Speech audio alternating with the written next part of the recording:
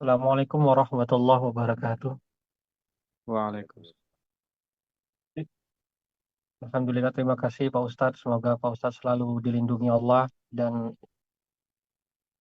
kami juga bisa mengikuti syafaat dari ilmu yang Pak Ustadz sedekahkan. Ini pertanyaan saya ada dua nih Pak Ustadz. Mohon agak bingung sedikit dalam permasalahan keseharian. Seringkali kadang ketika kita ziarah ke kubur nih Pak Ustadz, eh, ada misalnya ada balak masalah ya.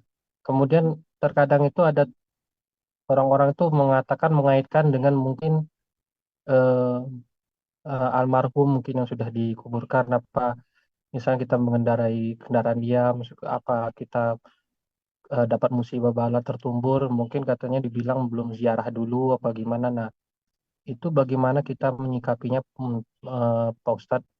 Apakah memang itu semacam kayak apa istilahnya itu keseharian itu seperti memang sering seperti itu saya dengar.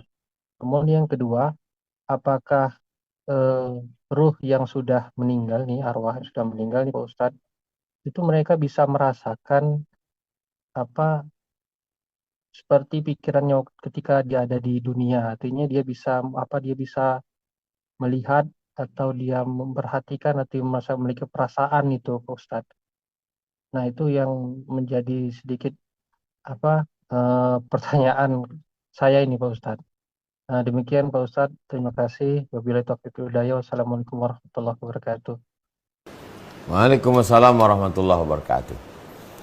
Ini rezeki seret karena belum ziarah ke makam almarhum.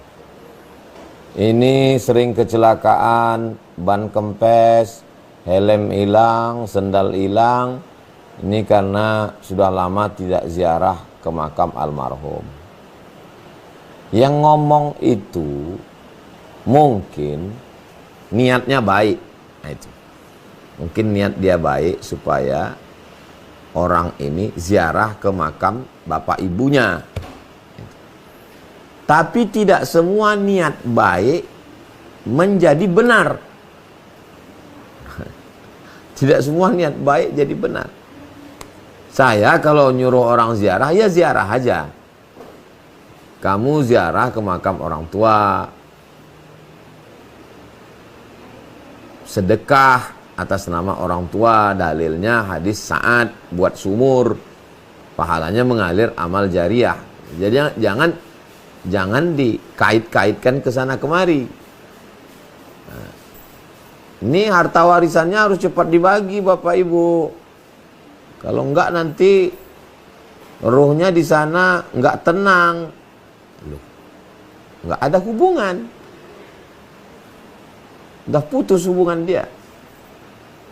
Jadi sebagai ustadz, coba jelaskan dengan baik. Orang hidup anak-anaknya mesti membagi harta warisan. Titik, selesai. Adapun orang yang sudah meninggal dunia, maka harta warisan itu sedetik setelah meninggal itu bukan punya dia lagi. Ada seorang ulama menjenguk orang sakit.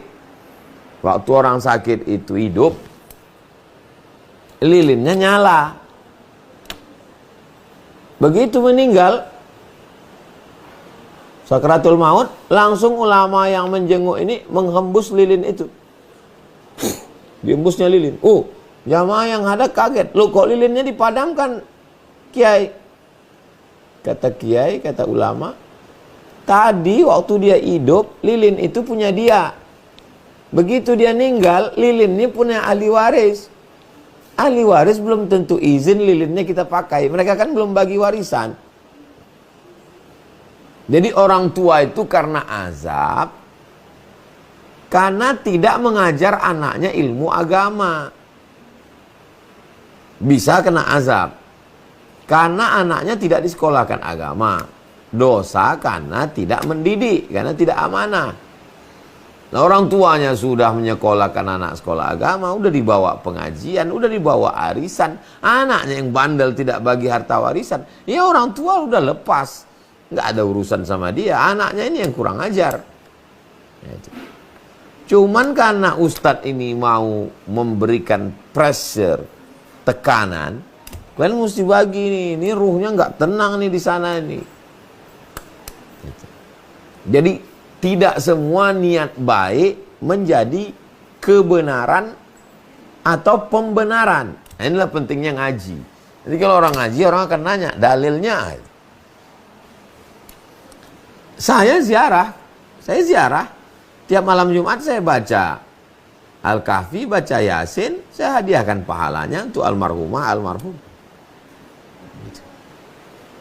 Kemudian ruh. Ruh itu keluar dari jasad. Seperti telur ayam keluar dari cangkangnya. Apakah ruh itu bisa mendengar? Ya. Dari mana Ustaz tahu ruh itu bisa mendengar? Hadis.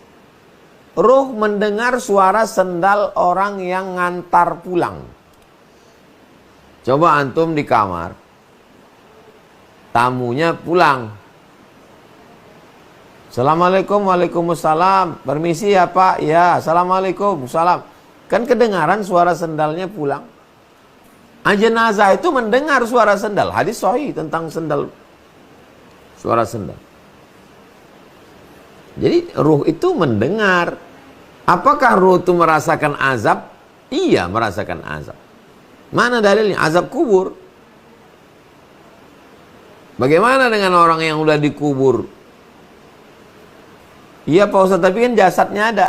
Terus kalau mati dimakan ikan piranha di sungai Amazon 100, kemana pergi jasadnya itu? Kan kena azab kubur. Bisa dia merasakan? Bisa. Yang merasakan itu siapa? Ruhnya. Jadi ruh itu hidup, tidak pernah mati.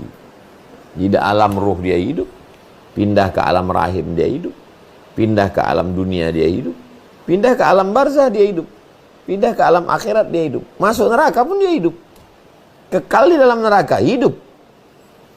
Kalau mati enak sekali, berarti sama macam pokok kayu, sama macam binatang.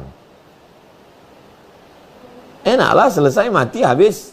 Enak kali koruptor-koruptor mati. Orang-orang zalim yang aniaya mati.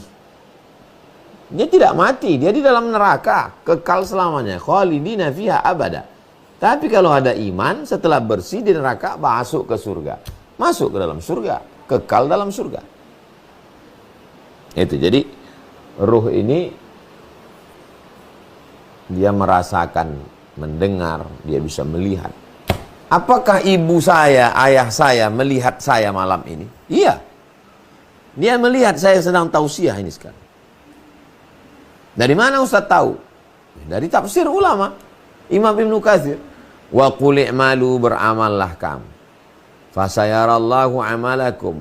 Allah yang melihat amalmu, Abdul Somad. Wa rasuluhu. Rasulullah melihat amalmu. Nabi Muhammad melihat saya, melihat amal saya ini sekarang. Wal mu'minun, orang beriman. Orang beriman yang mana? Dalam tafsir Ibnu Katsir, kata Imam Abul Fida Ismail Ibnu Katsir, orang tua yang sudah meninggal melihat amal anaknya. Kakek saya, Syekh Onyang saya, melihat sekarang nih, oh cucuku mengajar. Motivasi buat saya. Untuk selalu berbuat baik. Saya pesankan juga ke anak-anak saya, kalian mesti buat baik. Karena aku pun nanti kalau udah mati, ku tengok amal kalian. Sementara hari kiamat, habis itu nanti ruh berjumpa lagi dengan jasad. Ada di badan kita ini azmudzanab, tulang ekor yang tak hancur. Nama amruhu idza arada syai'an yaqulu lahu kun fayakun. Lalu kemudian kun fayakun, kita pun akan hidup lagi menghadap Allah Subhanahu wa taala. Jadi begitu tentang ruh dan jasad. Wallahu a'lam bishawab.